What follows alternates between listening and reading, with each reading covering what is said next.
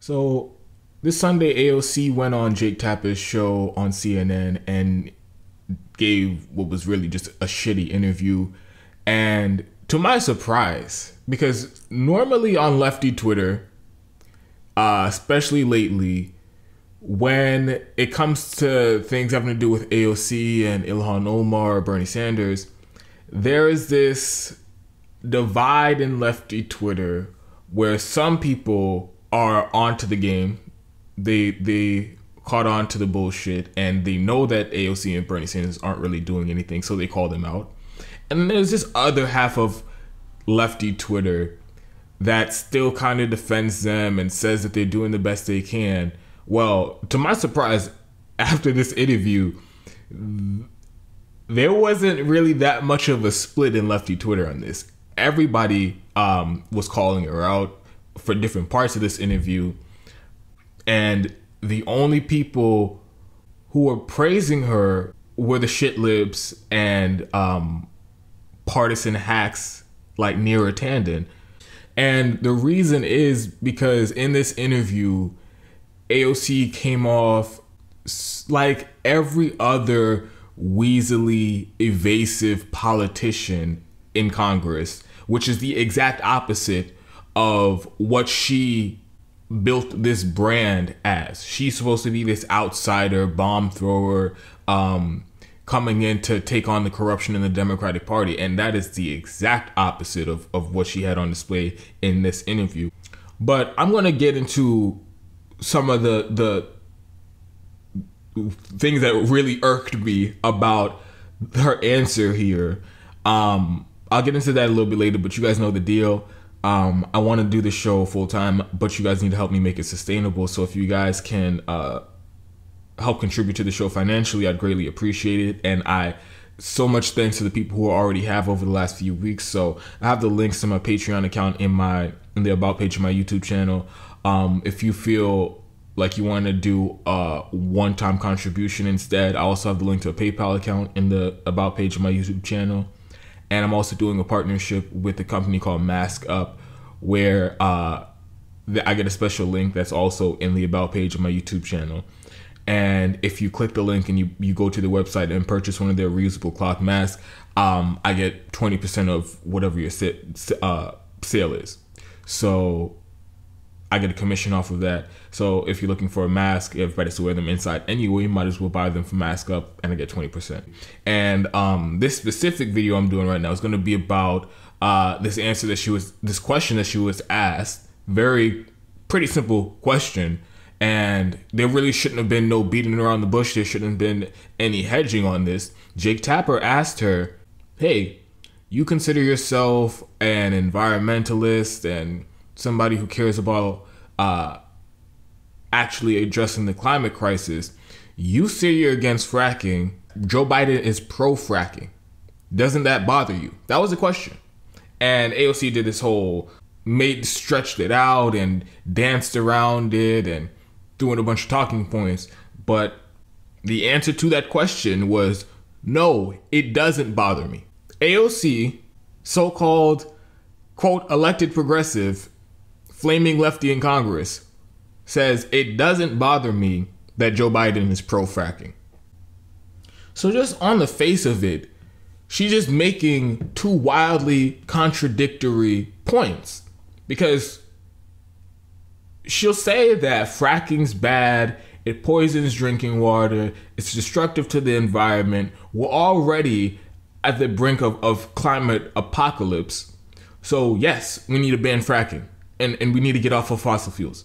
She says that in one breath, but then she'll go out and say, just like she did here, oh, it doesn't bother me that Joe Biden's pro-fracking. So which is it? Is it a destructive policy that's poisoning people? Or is it no big deal? And hey, it's just a disagreement. It's just a minor disagreement. Joe Biden's pro-fracking, I'm against fracking, but hey, no big deal. No, that is a pretty big issue. And that's something where the left should not be budging an inch on. I don't care if it's an election season. I don't care if the election is days away. Do you have principles? Do you have policies that you actually care about? Do you actually care about the effects that this policy has on the working class people that you claim to represent, or don't you? Which is it? You can't have it both ways. And this gets to the heart of one of the main reasons why I cannot understand why lefties are out here shilling for Joe Biden, endorsing Joe Biden, and campaigning for Joe Biden. Because it fundamentally undermines the argument that you're making on so many different policy issues that these are existential threats. If there's such existential threats, then why are you telling people to go vote for somebody, and why are you supporting somebody who doesn't agree with you on that, who's going to do the exact opposite? So clearly it's not existential. When people like myself laugh at the idea that Bernie Sanders and AOC, as soon as Joe Biden's elected, they're going to sit him down and give him a stern talking to, and they're going to, quote, push Joe Biden left on policy, and he's going to be the most progressive president since FDR. When I hear that, I laugh, and it's because of shit like this. It's because I see how they bend over backwards and go out of their way to not criticize Democratic leadership, almost as if they're afraid of Democratic leadership. So it's always been a fantasy to me to think that after Joe Biden gets elected, there's going to be a flip that switch, and suddenly they aren't going to be so subservient to the Democratic Party. They aren't going to be so subservient to Nancy Pelosi, and they aren't going to just roll over for Joe Biden. They're actually going to put up some kind of a fight. That is silly, and that's childish if you believe that. Look how she answered that question. You didn't even have... That was such a simple question, and your disagreements with Joe Biden on fracking are already pretty clear to anybody. So it's not like you had to cover it up and you had to try to hide it. You could have just answered the question straight up. You're like, yes, it bothers me that Joe Biden is pro-fracking.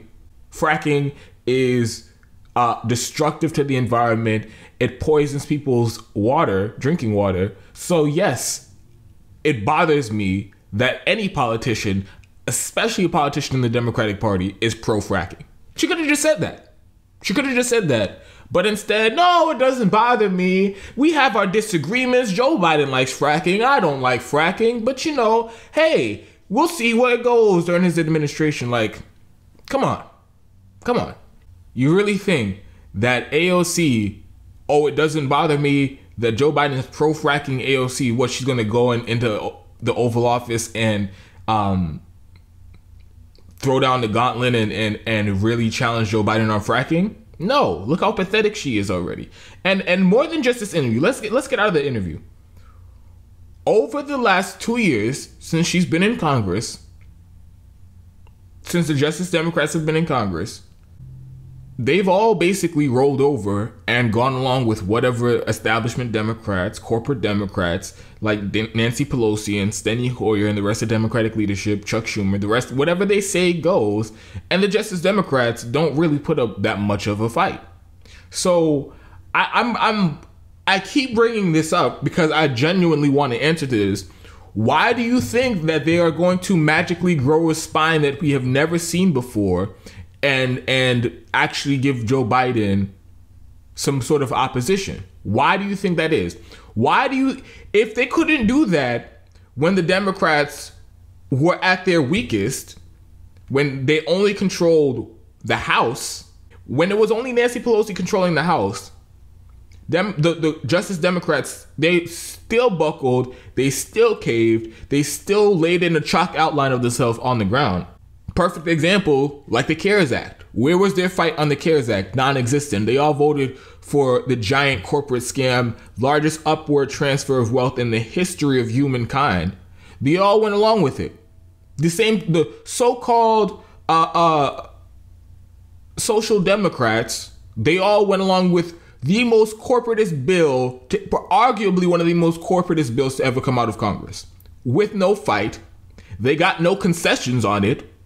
So again, that's the kind of opposition that you can expect from these Justice Democrats, from AOC and from Bernie Sanders. And you after they've shown how subservient they are at every turn, even in this interview where it isn't a life or death, it's not a do or die thing here. It's not like, oh, if I say I'm against Joe Biden's fracking position, if I call him out for fracking, I just cost him the election. That's not what it is at all. And even if that was the case, so be it, stand by your principles. But that isn't the case here. You had an opportunity to just be honest and have a real honest policy disagreement with the leader of the Democratic Party, public disagreement with the leader of the Democratic Party right there. And you ducked it. You on purpose were evasive and weaselly and said, no, it doesn't bother me that Joe Biden's pro-fracking. Even when you don't need to, you roll over. So I don't know why people think that they're just, after the Democrats get even more powerful, the corporate Democrats gain even more power, I don't know why people think that these weak-ass elected progressives are going to grow a spine and actually push Joe Biden left. Yes, after the Democrats now get the White House and arguably get control of the Senate, that's when, of course, the real strong opposition is going to come out. They're going to flip that switch and they're going to be a force to reckon with. No, they're not. They're going to go along with the next corporate bailout that comes out, corporate heist scam and the cheese and the trap that they give the American people, to go right along with it and get no concessions. They won't get you UBI. They won't get you Medicare for all. They won't get you rent, debt, mortgage cancellation. They won't get any of that. They won't get you your hazard pay. They won't get you PPE for workers on the front line. They won't do any of that. And they'll go out and brag and tell you how great the corporate Democrats are and do the whole partisan dance that they've been doing this whole time. Oh, Democrats good, Democrats helping people, Republicans bad, Republicans making things worse. They did that this whole time, and they're going to do that when Joe Biden's president. And there will be no substantive opposition from the so-called left in Congress. A quick point I want to make, because I'm not going to get into this too much, because I have another video where I'm going to get into this more that I'll be posting after this video. But like when I call AOC a sellout, when Jimmy Dore calls AOC a sellout, when people in my audience and people on lefty Twitter call AOC a sellout, we're not saying that she is taking money from billionaires and she's got this whole big payday and now suddenly she's against all the policies that she said she was for. No, that's not what we're saying at all. And I'm getting tired of having to repeat this. But when we call her a sellout, it's because she got all this popularity. She got this giant platform and all the support from the left because she said she was going to do something. She said that she was going to take on the corruption in the Democratic Party and she was going to fight the corporatists and the neoliberals in the Democratic Party on policy, and it's going to be a knockdown, drag-out fight. She's going scorched earth, and if you don't agree with her, you don't agree with the Justice Democrat platform, you're going to get primaried, and we aren't having any of that. There are no more nice discussions and patty cakes.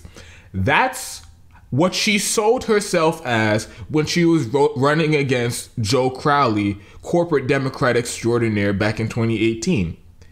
But now that she has a seat in Congress, now that she has a seat at the table, now that she's part of the Democratic Party, she's completely switched her approach to politics. She's completely switched how she goes about things. And now it's no longer a hostile takeover of the Democratic Party.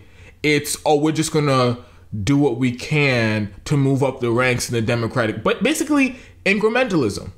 We'll do what we can. We'll get these tiny little quarter measure wins where we can. And hey, that's the best we can do. That's what she's pushing now.